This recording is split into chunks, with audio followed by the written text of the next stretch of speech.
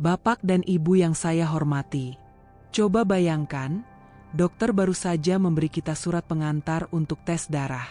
Kedengarannya sederhana, bukan? Kita datang ke laboratorium, diambil sedikit darah, lalu pulang. Tetapi, ternyata apa yang kita lakukan sebelum tes darah, jauh lebih penting daripada yang kita kira. Hanya satu kesalahan kecil saja, seperti makan ketika seharusnya berpuasa, lupa minum obat yang dianjurkan, atau tidak memberitahu dokter tentang suplemen yang sedang kita konsumsi, sudah bisa membuat hasil tes menjadi keliru. Akibatnya, kita mungkin harus kembali ke laboratorium untuk tes ulang. Atau yang lebih berisiko lagi, dokter bisa salah menilai kondisi kesehatan kita dan memberi pengobatan yang kurang tepat. Perkenalkan, saya dokter yang selama bertahun-tahun bekerja di bidang penyakit dalam. Dalam kesempatan ini, saya ingin berbagi 10 kesalahan yang paling sering dilakukan orang sebelum menjalani tes darah, beserta cara menghindarinya, supaya hasilnya tepat sejak pemeriksaan pertama. Informasi ini tidak hanya akan menghemat waktu Bapak dan Ibu, tapi juga membantu menjaga kesehatan, sekaligus menghindarkan rasa khawatir yang sebenarnya bisa dicegah. Mari kita mulai dari kesalahan yang paling sering terjadi, tidak berpuasa dengan benar. Banyak orang mengira berpuasa sebelum tes darah artinya hanya tidak makan. Padahal, saat dokter meminta kita berpuasa, yang dimaksud adalah hanya boleh minum air putih, tanpa teh, tanpa kopi, tanpa jus, tanpa permen, bahkan tanpa mengunyah permen karet. Sedikit saja energi dari minuman atau makanan ringan, bahkan setetes susu di kopi, dapat memengaruhi kadar gula darah, insulin, dan terutama trigliserida, yang sangat sensitif terhadap makanan. Saya sering sekali bertemu pasien yang hasil gula darahnya terlihat tinggi padahal, ia merasa sudah berpuasa 12 jam. Setelah saya tanya lebih dalam, ternyata ia sempat minum kopi atau mengunyah permen di pagi hari, karena mengira itu tidak masalah.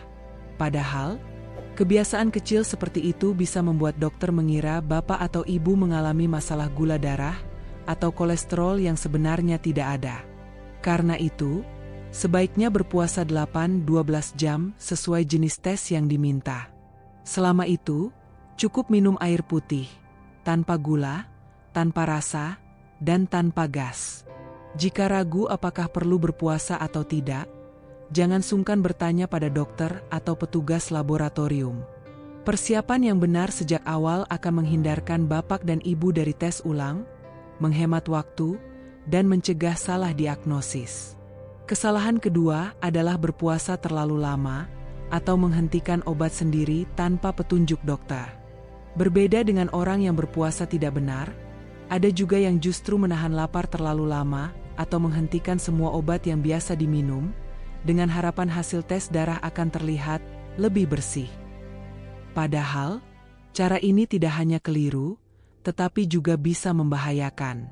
Saya pernah menemui pasien diabetes yang karena takut hasil tesnya jelek, memilih tidak makan selama 16 jam dan melewatkan obat pagi. Saat darah akan diambil, ia merasa pusing, tangannya gemetar, bahkan tekanan darahnya turun. Kalau orang tersebut sedang menggunakan insulin atau obat penurun gula darah seperti gliclazid, risiko yang muncul jauh lebih serius. Kadar gula bisa turun drastis, hingga membuatnya pingsan di ruang pemeriksaan. Ada juga yang menghentikan obat tekanan darah, atau obat untuk mengontrol kejang pada hari pemeriksaan. Padahal, untuk beberapa jenis obat, berhenti hanya sehari saja bisa membuat tekanan darah melonjak atau risiko kejang meningkat. Banyak orang mengira obat akan mengganggu hasil tes. Padahal yang lebih mengkhawatirkan bagi dokter justru jika obat itu dihentikan. Pesan saya jelas, jangan pernah menghentikan obat apapun sebelum tes darah, kecuali jika dokter memberikan instruksi khusus. Dalam banyak kasus, dokter justru ingin Anda tetap minum obat seperti biasa, agar bisa menilai apakah pengobatan yang diberikan sudah efektif. Jika ragu, lebih baik bertanya langsung kepada tenaga medis daripada menebak sendiri. Kesalahan ketiga adalah berolahraga berat sebelum tes darah. Sebagian orang berpikir berolahraga sebelum pemeriksaan adalah tanda menjaga kesehatan. Memang, olahraga itu baik. Tetapi jika dilakukan terlalu dekat dengan waktu tes darah, terutama dengan intensitas tinggi seperti berlari, angkat beban, atau latihan yang menguras tenaga, hasil tes bisa berubah. Saat otot bekerja keras, tubuh melepaskan enzim bernama creatine kinase, CK. Kadar CK akan meningkat setiap kali otot berkontraksi keras atau mengalami sedikit cedera. Kalau Anda berolahraga berat lalu langsung tes darah, dokter bisa saja salah mengira Anda mengalami radang otot atau penyakit pada otot dan sendi, padahal sebenarnya tubuh Anda sehat.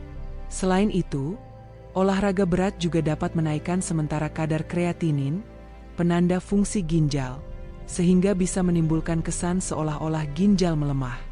Bahkan kadar gula darah dan enzim hati pun bisa meningkat sesaat setelah olahraga intens. Bukan berarti Anda harus berhenti berolahraga.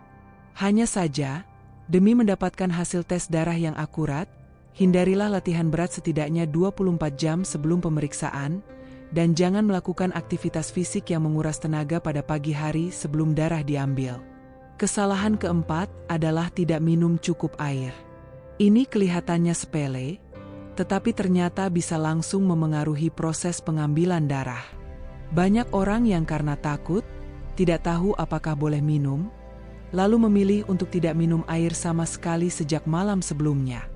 Akibatnya, ketika sampai di laboratorium, tubuh sudah lemas, haus, dan teknisi kesulitan menemukan pembuluh darah. Saat tubuh kekurangan cairan, pembuluh darah cenderung menyempit, darah menjadi lebih kental, dan beberapa hasil pemeriksaan, seperti kadar elektrolit, fungsi ginjal, atau jumlah sel darah merah, bisa tampak tidak normal. Dokter bisa salah mengira Anda mengalami gangguan ginjal atau kekurangan cairan parah, padahal sebenarnya hanya kurang minum. Untuk sebagian besar pemeriksaan darah, Bapak dan Ibu justru boleh dan sebaiknya minum air putih. Minumlah cukup air sejak hari sebelumnya, dan di pagi hari sebelum tes, usahakan minum 1 hingga 2 gelas air putih sekitar 30 menit sebelum berangkat, kecuali dokter memberi instruksi lain. Hanya sedikit jenis tes khusus yang memerlukan larangan minum air sama sekali, dan itu pun pasti sudah diberitahukan sebelumnya. 1 gelas air bisa membuat proses tes jauh lebih mudah, dan hasilnya pun lebih akurat. Kesalahan kelima adalah melakukan tes darah saat tubuh sedang dalam kondisi sementara yang tidak stabil. Banyak orang melakukan tes darah tepat setelah liburan, menghadiri pesta besar, atau ketika sedang sakit ringan, sekadar demi mumpung ada waktu. Padahal, kondisi tubuh yang baru saja mengalami perubahan besar dapat memengaruhi hasil tes. Misalnya, setelah beberapa hari berpesta dan mengonsumsi alkohol, meski Anda tidak biasa minum, kadar enzim hati, trigliserida, kolesterol, dan gula darah bisa naik sementara. Dokter bisa saja mengira Anda mengalami penyakit hati berlemak, diabetes, atau gangguan lemak darah. Padahal, jika Anda menunggu beberapa hari dan kembali ke pola hidup normal, angka-angka itu mungkin akan normal kembali. Hal serupa terjadi jika Anda sedang mengonsumsi antibiotik atau obat antiinflamasi untuk penyakit sementara seperti flu atau radang tenggorokan. Obat-obat ini bisa membuat kadar enzim hati sedikit naik. Tidak berbahaya, tetapi jika dokter tidak tahu, ia mungkin akan meminta tes lanjutan yang sebenarnya tidak perlu. Tentu saja ada pengecualian. Kadang dokter memang sengaja memeriksa darah ketika Anda sedang minum obat tertentu. Misalnya untuk memantau fungsi hati saat terapi penurun kolesterol atau obat anti jamur. Jadi, jika tidak ada instruksi khusus, sebaiknya hindari tes darah ketika tubuh belum stabil atau baru saja mengalami perubahan besar dalam pola hidup. Kesalahan keenam adalah mengonsumsi suplemen yang bisa mengganggu hasil tes darah. Saat ini, banyak orang rutin mengonsumsi suplemen, mulai dari vitamin, produk untuk sendi, penambah stamina, hingga perawatan kulit dan rambut. Yang jarang disadari adalah, beberapa kandungannya bisa memengaruhi hasil tes walaupun tidak berbahaya bagi tubuh. Contohnya, biotin, vitamin B7, yang sering ada di suplemen untuk menumbuhkan rambut, menguatkan kuku, atau mencerahkan kulit. Biotin tidak mengganggu fungsi tiroid, tetapi bisa mengacaukan pembacaan hasil tes hormon tiroid seperti TSH, FT3, dan FT4. Mesin tes modern bekerja dengan sistem reaksi enzim, dan biotin bisa mengganggu reaksi ini, sehingga angka TSH terlihat lebih rendah dari sebenarnya. Dokter bisa keliru menyimpulkan Anda mengalami hipertiroid, atau mengira dosis obat tiroid terlalu tinggi. Suplemen lain seperti zat besi, zinc, kolagen, atau ekstra kunyit pekat juga bisa memengaruhi hasil jika diminum terlalu dekat dengan waktu pemeriksaan. Karena itu, selalu beritahu dokter atau petugas laboratorium tentang suplemen yang Anda konsumsi. Untuk biotin khususnya, sebaiknya hentikan 2-3 hari sebelum tes darah. Kesalahan ketujuh adalah memeriksa hormon di waktu yang kurang tepat. Hormon memiliki ritme alami, kadar dalam darah berubah sepanjang hari. Karena itu, waktu pengambilan darah sangat penting. Misalnya, hormon testosteron pada pria biasanya mencapai puncak di pagi hari, lalu menurun perlahan hingga malam. Jika tes dilakukan sore hari, angkanya akan terlihat lebih rendah, padahal itu normal. Tetapi, jika dokter tidak mengetahui waktu pengambilan darah, ia bisa salah menilai Anda kekurangan testosteron dan memberi terapi yang tidak perlu. Hormon kortisol, sering disebut sebagai hormon stres, sebenarnya memiliki irama alami yang sangat teratur di dalam tubuh kita. Pada orang yang sehat, kadar kortisol biasanya berada pada titik tertinggi antara pukul 7 hingga 8 pagi, lalu perlahan menurun hingga malam tiba. Bila pada pemeriksaan pagi kadar kortisol justru rendah, dokter bisa mencurigai adanya masalah pada kelenjar adrenal, seperti penyakit Addison. Sebaliknya, jika kadar kortisol masih tinggi di tengah malam, hal ini dapat menandakan tubuh memproduksi hormon stres berlebihan dalam jangka panjang, seperti pada sindrom Cushing. Namun, bukan hanya waktu pengambilan darah yang memengaruhi hasil ini, kualitas tidur juga memegang peranan penting. Jika semalaman kita tidak tidur karena pekerjaan, perjalanan, atau alasan lainnya, kadar testosteron dan kortisol di pagi hari tidak lagi mencerminkan kondisi tubuh yang sebenarnya. Hal ini terutama perlu diperhatikan oleh mereka yang sering bekerja dengan jadwal bergilir, atau memiliki pola tidur yang kerap berubah.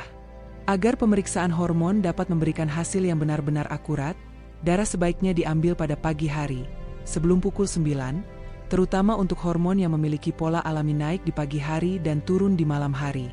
Tidur yang cukup pada malam sebelumnya juga sangat penting, karena tubuh yang lelah atau kurang tidur dapat mengubah hasil pemeriksaan.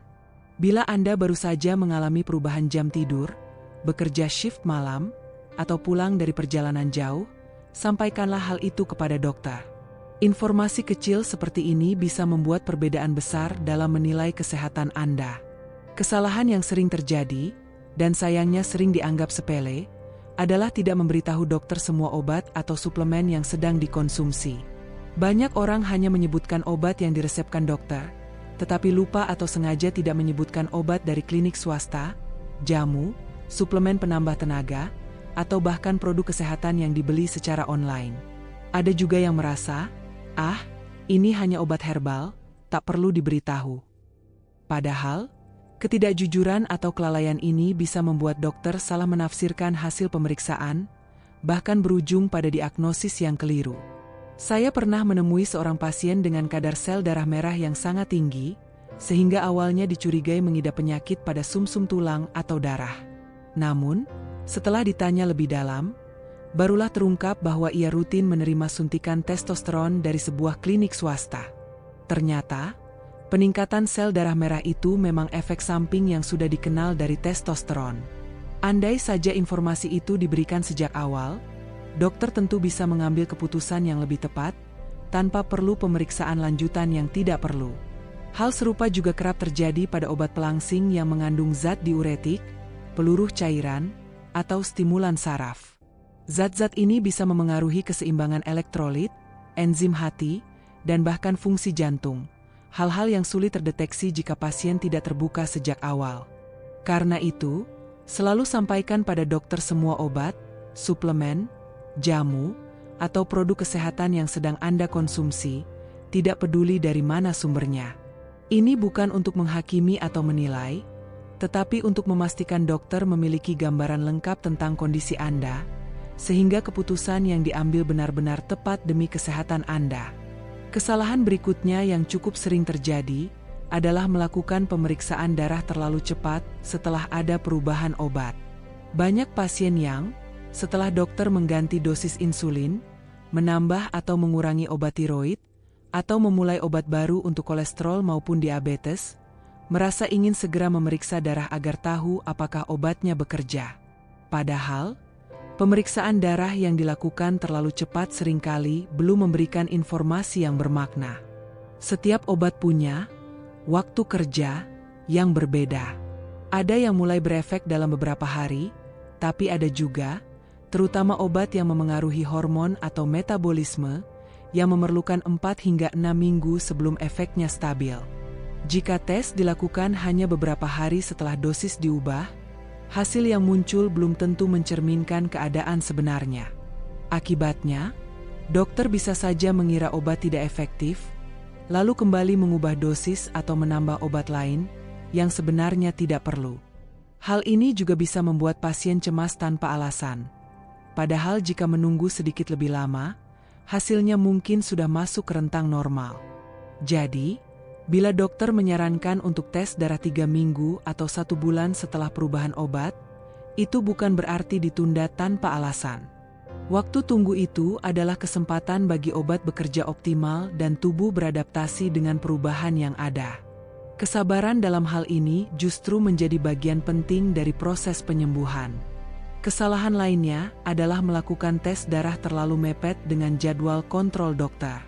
Banyak orang baru mengingat untuk tes sehari sebelumnya, bahkan ada yang melakukannya pagi hari tepat sebelum bertemu dokter. Niatnya tentu baik, mengejar waktu, tetapi risiko yang timbul adalah hasil tes tidak sempat keluar tepat waktu. Ketika dokter tidak memiliki hasil tes yang lengkap, penilaian kondisi Anda menjadi kurang menyeluruh. Keputusan pengobatan pun bisa tertunda atau tidak optimal. Bahkan, ada pasien yang akhirnya membatalkan janji temu, berpikir akan melakukannya lain kali saja, yang pada akhirnya justru menunda perawatan yang seharusnya segera dijalankan. Namun, jika menunda pemeriksaan atau hasilnya belum lengkap, kita bisa saja melewatkan tanda bahaya penting, seperti penurunan fungsi ginjal yang tiba-tiba, infeksi saluran kemih, anemia berat, atau kadar gula darah yang memburuk. Padahal, walau belum semua hasil keluar, angka-angka yang sudah tersedia tetap bisa sangat membantu. Dari data awal itu, dokter dapat menentukan langkah penanganan pertama dan, bila perlu, menambah pemeriksaan lanjutan. Sisa hasil pemeriksaan yang belum keluar masih dapat diikuti kemudian, melalui jadwal kontrol berikutnya, telepon, atau pembaruan daring.